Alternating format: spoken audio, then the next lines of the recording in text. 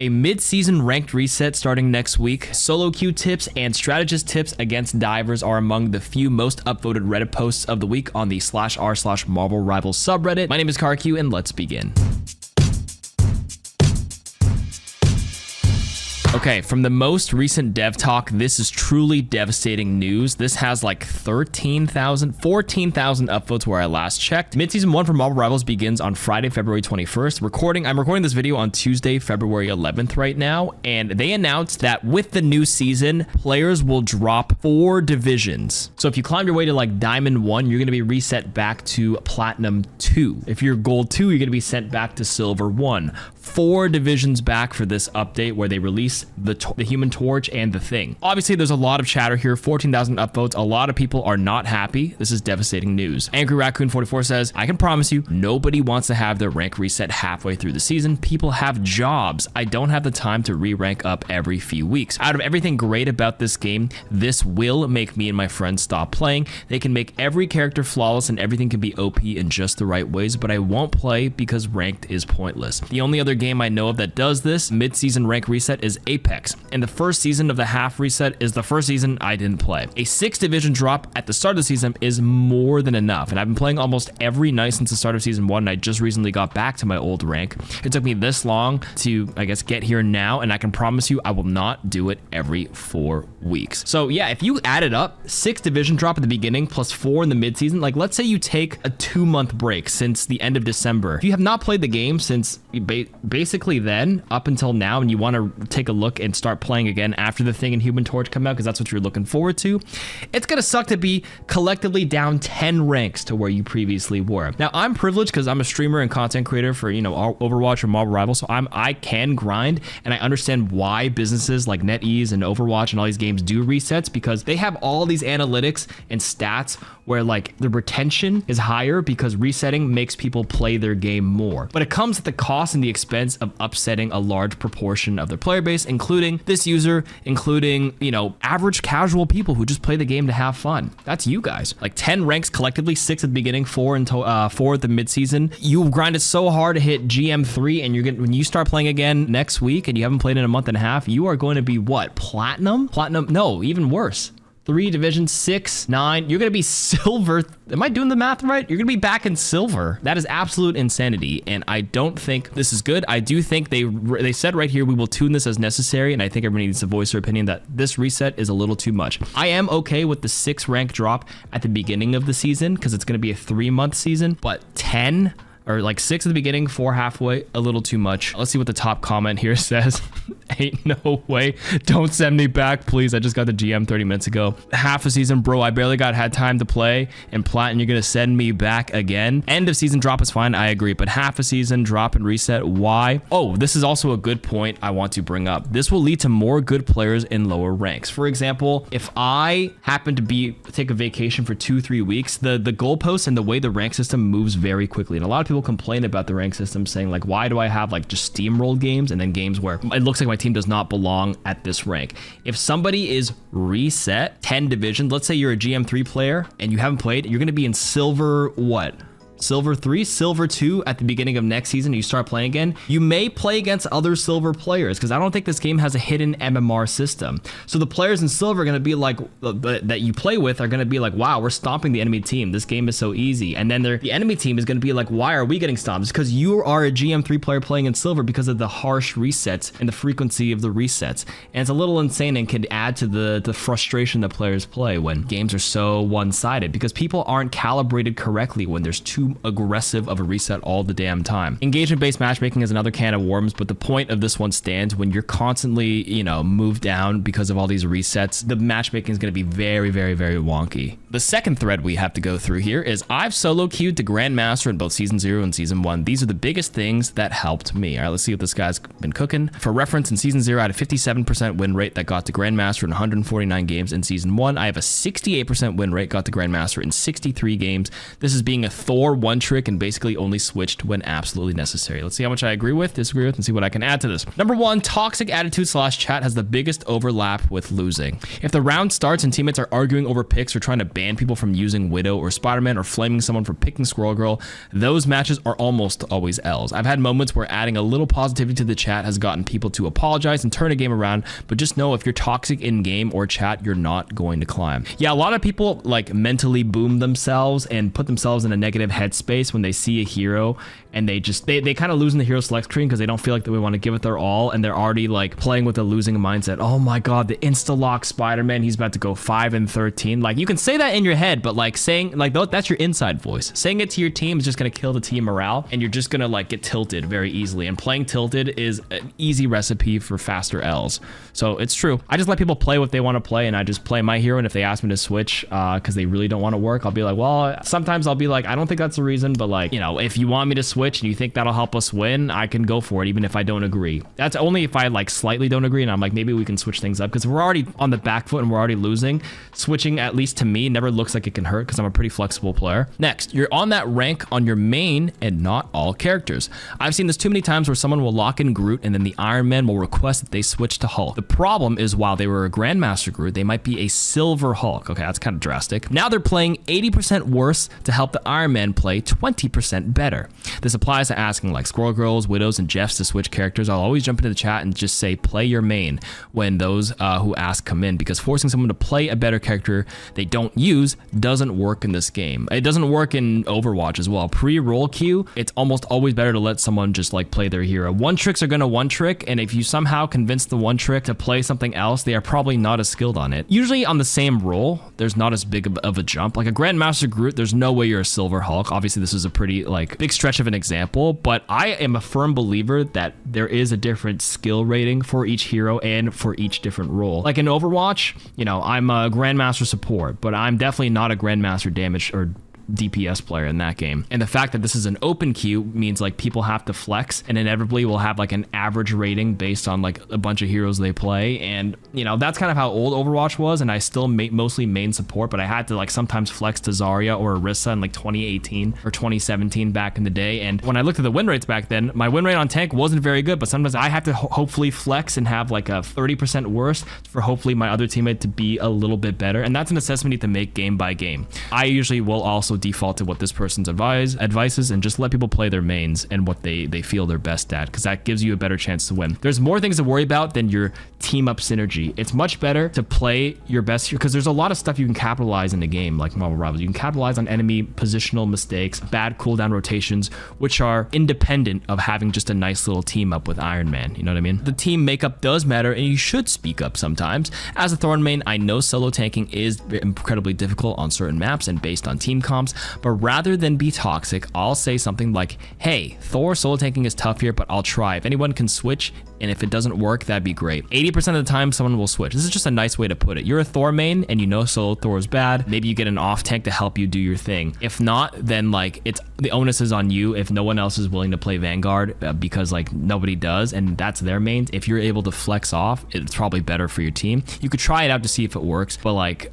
switching is good, and you should speak up sometimes. This is a good way to put it. I like this post so far. Everything seems I agree with everything so far. Know what counters your mains and practice a counter to that. Too many times when someone will play Storm, and if Storm gets banned, their backup is Iron Man. The problem is if the other team has a cracked Hela or Winter Soldier, now both the characters you play are screwed. Winter Soldier isn't a hit scan, by the way. He is a projectile, although he can kind of snipe the high flyers because the projectiles are pretty fast. Think about which characters are forcing you to switch off your main, then practice a character that counters those characters. That way you're always either playing your main, or if you have to switch, it's an advantageous matchup for you. Yeah. That's a good one. Know what counters your main, but also learn how to play against unfavorable matchups, right? Even if you're playing a Luna, there's like a Hela doesn't mean you can't play Storm anymore by any means. Like you can play around counters because it's a 6v6. There's a lot of other factors that go into the game. You just have to play like a different position, a different angle, find different ways to pressure. Your ultimate is still great, regardless of whether Hela's shooting you in your Storm ultimate, for example. But this is not a bad idea. Like learning a couple of heroes in your pool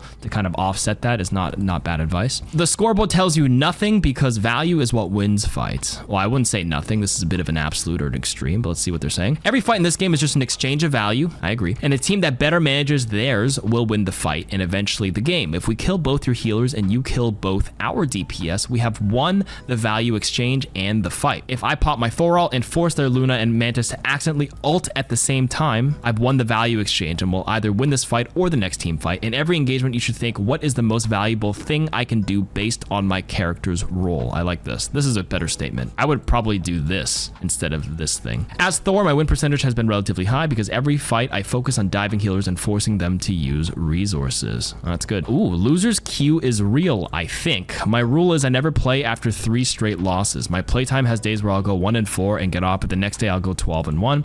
I personally just found that when I'm on a losing streak, the games tend to be one-sided stomps. Partially true. I think there's like this article published on engagement-based matchmaking where like if you're on a winning streak or losing streak, they'll place teammates that are like more favored or less favored to win, but the swing is not as drastic as people are saying. It's like, oh my God, I'm going 5-game win streak, 5-game lose streak because of these stupid people on the team. Maybe you're the stupid person on the team. Ever consider that? I'm just being facetious here. Usually it's like a 48% swing, 48% win rate estimated instead of like the 52% estimated person to be winning or to be placed on your team. It's not as drastic. They're all very much winnable. I've definitely been able to go on like, 10, 12, 15, like I think my highest was like a 14-game win streak or some insane day. So all of these can be chalked down to simply just get good. But the fact is, not playing after 3 straight losses is a good blanket rule to have because like inevitably you're kind of like down, you might be tilted and you might not be playing at your best. And some games you can play your best relative to the skill rank you're at and like some things are just not going to go your way. But then there's absolutely days where like I got my ass carried, but everybody conveniently forgets that because of cognitive bias. I don't necessarily agree loser's Q is real. That's just copium. I think if you just get good, you can always bypass something like that. That's just my competitive mindset.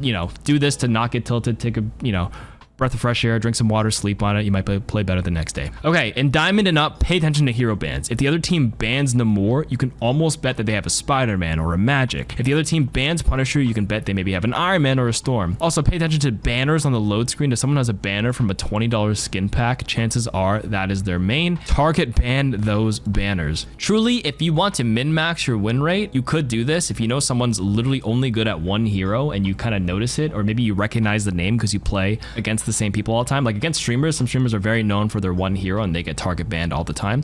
Target banning is a viable strategy if you think that person is worse on the other hero, if you want to optimize. For me, I don't care. I literally let other people ban. I'll ban the annoying stuff for me, but I usually don't target ban because I kind of like the challenge personally. When I play ranked, my rank is like a side goal. I play for the enjoyment and the thrill of the game and I let my rank take care of itself. Wherever I am because there's going to be days where I'm up, where I'm down. That's just me, but that might not be for everybody. If your priority is to strictly climb to this X rank right now, this is pretty good advice. Pretty good thread. I agree with almost all of this. All right, we're going to go through 5 Reddit post. This is the 3rd one. Am I the only one who truly hates this structure? This thing has 12,000 upvotes from 15 hours ago. Dude, this map is so annoying. I love the one on Royal Palace with the stairs that go down and the chandelier and the throne in the middle, but this one is by far the worst because this damn thing, it's like if you play as a Vanguard on the point, you're literally AFK here playing around this little middle pillar the whole time, and if you're a hitscan, you kind of hover up here, but sometimes the shit falls down, and if you're a support, you play on this little window right over here and on the opposite side here. This map is awful, but I play a lot of Loki now, so like Loki is one of the best to destroy destructible, so I literally clear this on both sides instantly to have like more of an open kind of scrappy battlefield, and that's about it. So you're not the only one who hates this structure. This structure is annoying. What do you guys think? I love this top comment here. When you play support, it gives you 2 excellent options. Number 1, stay in cover with no line of sight of your team, because obviously this blocks line of sight, or if you walk out to heal people, you just get shot and meleeed at the same time. Yeah, this map's awful. All right, next. Scarlet Witch's ultimate is designed to fail. Number 1, it takes forever. 2, you can't be sneaky because she yells at it for 5 seconds and there's this huge red exclamation mark. And 3, you get no extra health, shield, or immunity or interruption ability. Sorry, no extra shield or health. Number 4, no immunity or interruption. And number 5, it can be very easily countered by tanks such as Magneto or Strange. Basically, any and every character can counter her ult. Other characters such as Hela get like 1,000 HP and shutting down her ult doesn't even kill her. Winter Soldier soldier gets extra health when doing his ult. Iron Man can just fly really far away, and the list goes on. Yeah, I mean, listen, as an Overwatch player, D.Va's ultimate is 3 seconds to blow up, and she also yells nerf this, which is equivalent to pure chaos. Like, I don't really think it's the audio. The time to blow up is a big one. I think currently Scarlet Witch's is 4 seconds, which is a lot. D.Va's in Overwatch is 3 seconds, and a lot of people still run away. But when Overwatch was released, D.Va's ultimate used to be a 4-second blow up. After like 2 months of early Overwatch, people learned to go into cover, and that's basically with Scarlet Witch right now. The fact that it's at 4 seconds, people are very much easily able to walk into cover, and like nothing happens and nothing dies. It's easily the worst part of her kit. Now there's a couple of ways to tune it. Number one, you can shorten Scarlet Witch's ult from 4 to 3 seconds, make it equivalent to D.Va, and it might be okay. That's one knob. The second knob, and this is just my idea, I don't know if people like this idea, let me know in the comments, is Scarlet Witch gets a 250 HP shield, because I think she's 250 HP, and if somebody shoots it and breaks it, she doesn't die, she'll just like fall to the ground or like slow float. So like you don't get punished for trying the pure chaos, but it is very counterable in that sense. Does that sound okay? Because you can still hide behind cover, pure chaos, and then pop out the last second, and maybe like people can't do 250 HP of damage right away. But because Hela gets 1,000, and the fact that she falls right back down to the ground where she was, I feel like it's okay for Scarlet Witch to attempt this, and if you get shot, that's fine, you don't die, but then you're able to just stay where you are, which could be a pretty bad position because you're trying to aggressively pure chaos, which means you have to use one of your phases to get out or whatever. And I think that might make the ultimate, you know, a lot better or a lot more safe. It has high risk, high reward in the sense where it's like obviously high reward with the big AoE damage, but the risk, is a lot less, because obviously right now you risk basically just dying. Pressing your ult means you die half the time. With this, at least they just pop the ultimate, and then you're in a maybe not a favorable position, and that's the risk you take, which means you either burn a cooldown or at least you can still participate in the fight with a lot higher success rate and without feeling as bad for trying to chuck the ultimate or trying to combo it every time. But I agree, it is one of the worst ults in the game once people have played the game for a little bit. All right, last Reddit thread of the week. If you're a strategist getting dived, do not back away. Basically, that's exactly what the divers want you to do. Divers dive to either kill you or, just as bad, keep you distracted, and backing away does not help at all. You're basically playing their game. Backing away does 3 things. Number 1, it keeps you far away from your vanguards who are now getting no heals on the point and are being targeted by the enemy frontline. Number 2, if you have backline duelists, they now have to focus on the divers, and you backing away means they have to follow you, further leaving your vanguards alone.